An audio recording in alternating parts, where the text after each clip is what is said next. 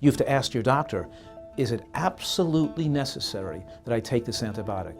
Is there any way I could get well without an antibiotic?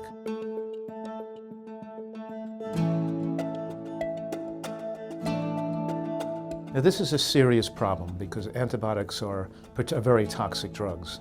We now know that that bacterial infections can kill us. That it can cause. We know that we have skin infections that can eat away at your body. We have pneumonias, and it can cause meningitis. Can cause, in other words, sepsis through the bloodstream. These are serious, life-threatening infections that in the future can get seriously worse and worse that doctors won't be able to help us with.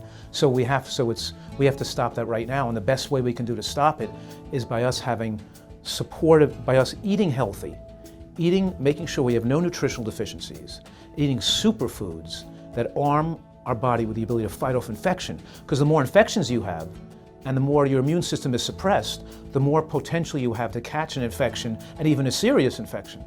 The other thing that's important to remember is that antibiotics use doesn't just cause future infections that are more resistant. They're also linked to higher rates of asthma in the future, higher rates of allergies, and they can cause cancer. Higher use of antibiotics increases the risk of breast cancer. Higher use of antibiotics increases lymphoma. And we give antibiotics to animals to help them gain weight, but when humans take us, they make us become overweight too. So antibiotics are serious drugs that have long-term dangerous effects. Every time you go to a doctor with the idea that you think you need an antibiotic, you have to ask your doctor, is it absolutely necessary that I take this antibiotic?